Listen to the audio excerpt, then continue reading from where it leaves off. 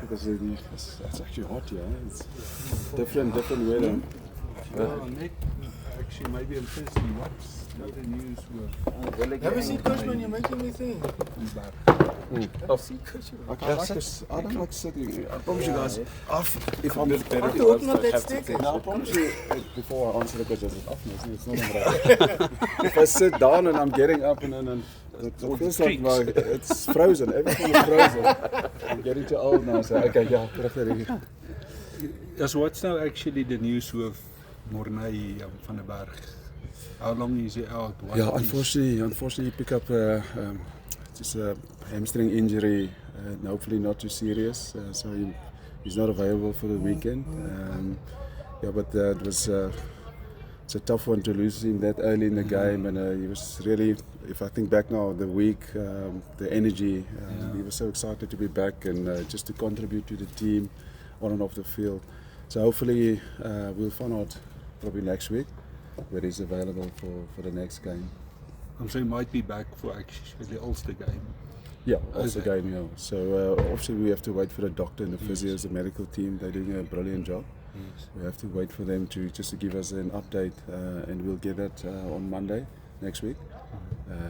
Yeah, but he's as you can see, he's walking around. Yeah. But thinks he's also a coach or something. Yeah, that's good. It's lovely to have him around. He's just such a good guy and a good teammate, and I think he just wants to serve the team on and off the field. And actually, Edouard, he also actually misses out over the weekend. Is he all right now, Edouard? Yes, you guys probably saw him training today, and unfortunately for him, he was just a little bit sick, and it happened late in the game or late in the week, and so he couldn't make it for that game. But I think he will be, and as coaches, we're really happy with his contribution, the way he performed and the way he played. But it will be nice to have him back for this week. Net actually one thing I hasn't asked is now, has she he played. So will he on the actually be then on the bench for him Saturday, or is he at the younger?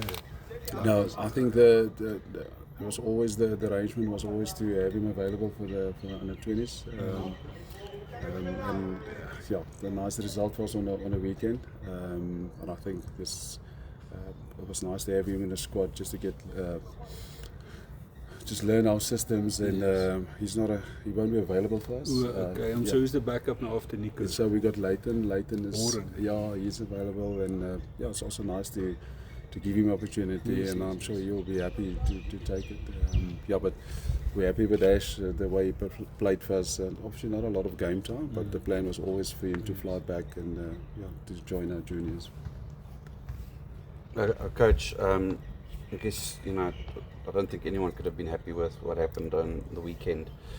But there seemed to be a little bit of a drop in intensity. The guys don't seem like they're happy with, mentally. Is this the Currie Cup loss? Is this coming, to roost basically? Is it playing on their mind? Have they been able to move on from there and get some semblance of confidence back? No, I don't think so. I think when we analyse obviously our games, and so we're getting excited about the opportunities. We talk about pictures, so we create, especially on the weekend against Benetton, we created so many opportunities. What was lacking is just the execution of that. So we had a few cross kicks into space, and there was just the execution of that. Angelo over the line, just knocking on the ball. And then we probably identified 5+ more when we went through the game. Now I think that you guys know, when it's all about momentum. Sometimes you need that 1-point win just to get that confidence and momentum going. And if it's not happening, it's almost like you have to restart now. No, but the energy is good. We can't wait for Saturday. It's nice to be back. Just to feel the sun, and obviously the weather was also good on that side, but it's nice to be at home, sleep in your own bed, and some familiar things around you. So we can't wait. We know it's going to be a tough challenge on Saturday, and Scarlets bring a different challenge. They defensively they challenge you in a different way. So from an attack point of view, we need to make plans to handle that. Coach, just talking about Saturday, sorry Marks, what's that journey from Monday to match day? I think that journey, how do you guys break it up? What's players' responsibility? Where do the coaches fit in? Maybe if you can just talk us through that Yeah, journey. I think in a normal week, this is obviously not normal. What I mean by that is it's a short turnaround. So we arrived on Monday, so you got 2 days now, yesterday and today. So now it's basically a hybrid of attack and defense. But in a normal week, it starts with myself and Baron just working on a Sunday, and then we have to make plans around the attack from the line out and how we going to attack from that. And then on a Sunday evening, we send out all those previews. We send it out to the players, the information, and they will come in Monday morning. There's a discussion around what is the plan. They give their input. So it's not just coaches talking or just players talking. It's a combination of that. And Monday, the focus is on just to install. It's installation. So we install our plan. We make sure that, and it's mainly attack and our kicking game. So what are we on the do on the weekend? That's a focus for the Monday. So install our attack plan, install our kicking plan. Tuesdays is more or less similar, but the main focus is there to polish our plan. Whether it's attack, whether it's our kicking game, and a little bit unstructured attack. Wednesday we're off. Then we on a Thursday is more defense orientated, with a little bit of attack. But that whole process from Sunday to the game, it's a combination of coaches and players working together, come up with a plan, they give their input, and we discuss it, we sign it off, and then we take it out on the field, we walk through it, we run through it.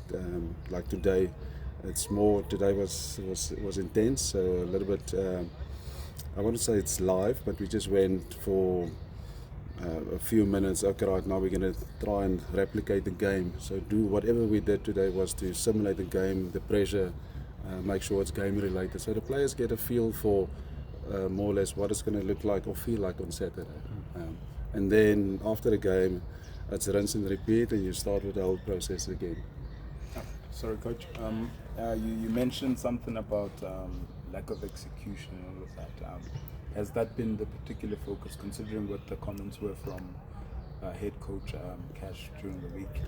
Yeah, you've been focused on just rectifying all those little errors. And I think that was the why of today, just to go, it was live, not as in smashing each other. So we want the players to feel what it's like when you go, if it's a line-out, you feel the pressure, there's a team competing in the air, go up for the ball. If it's a scrum, you go live.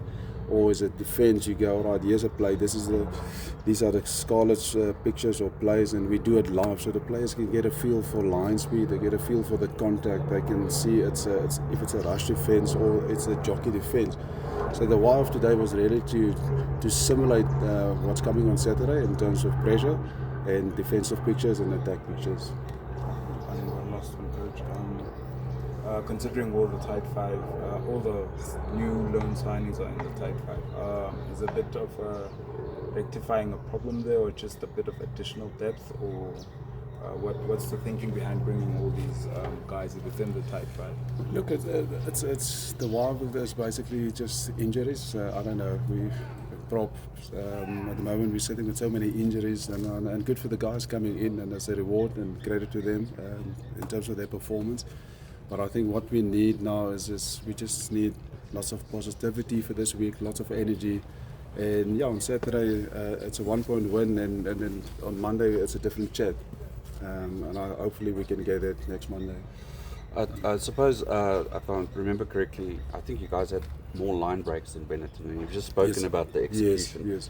But then I think half the meters of Benetton, gain line carries and stuff like that. How do you rectify that final pass, that final play? How do you fix that in a week? Yes, we identify, and I spot on with the example. So what we identify, we had a few line breaks against Benetton, but then just our reaction and connection to that line break, and there was one incident, I think it was Nico or JC, we just got isolated, and then just the support play. So we really worked hard, and that's why the more we train things live, and I think the more we prep players for what's coming on Saturday. So today was basically, all right, here's the picture, defense and attack, and more or less this is what we can expect on Saturday. Were you guys happy with the physicality that the guys brought to Benetton? Was one place maybe that they lacked that impetus, the physicality up front especially maybe? Yeah, that was also a big discussion, not even just the Benetton game, but even for this game, as we talk about punch, and we feel in terms of how we launch and we're getting momentum and get over the game line, we're really happy with our physicality around that. And can you do better? Yes, you can do better. Hopefully on Saturday there's something we can talk about next week and say, wow, that's one of the positives we can take out of the Scarlets game. Okay. Coach, just looking at, speaking to us right now, looking at the standard that the guys brought at this Benetton, the way you were speaking, from a leadership perspective, someone was saying, listen, we dropped the standards, and it sounds as if the guys are holding each other accountable in the dressing room. I mean, is that something that you want to see as a coaching staff for those guys who are out there, to just hold each other accountable when they put a performance that was sort of far below the standards that you guys that's spot on, and that's why I said that when I explained just our process the whole week, and part of that is also to sit down with, as coaches, we're having meetings with our leadership group. So part of that is on field, off field, and on field it will be okay, what was good about the game, what can we do better, and it's nice to see and to hear players taking responsibility and accountability for that. So it's all about, yes, we can come up with a plan, and we do that every week. But at the end of the day, it's up to execution under pressure on the day. The execution and also just performing under pressure, those decisions. This group has been together for some time, it's always been coming close the previous season, last season just fading away. Yes. I mean, where to from them, as this coaching group, you've taken them this far, but then the onus is on them now. How do you sort of move on, from the group that is emerging, but then are two guys who are established, over 50 camps, a lot of guys in the group have played over 50 camps in the URC and stuff. Yeah, 100%. I think that you got to look at, if you take my area for instance, if we don't score tries, the first thing I need to go and look for, but what is the why? Is it our execution? Is it defensively, whoever we're playing, they're just slowing down our ball? And I think that's a starting point. The second point, or the follow-up onto that, is basically now we go out. And if you look at our analysis, we see brilliant pictures. And sometimes it's one pass, it's one tackle, it's one kick. And you just need that momentum swing. And as I said earlier, I really hope we're going to get that on the weekend, where we just go out, get a win, and hopefully that will kick us maybe on for the next so many games. Just one last question. Chris Smith, is he available this weekend, or is there going to be a new halfback pairing? No, Chris is available. We're lucky to have him. He's such a brilliant team guy. His experience, his leadership. And obviously I can talk and say a lot of good things, and at the end of the day, it's what we do out in the field, how we perform. But behind the scenes, as coaches, as players, we really work hard. And we understand people are maybe frustrated with our results, but there's a lot of hard work that's going on behind the scenes, whether it's players, whether it's coaches, and we're going to keep working hard. And hopefully we can turn a corner on the weekend. Awesome. Thanks, Coach. Thank you, James.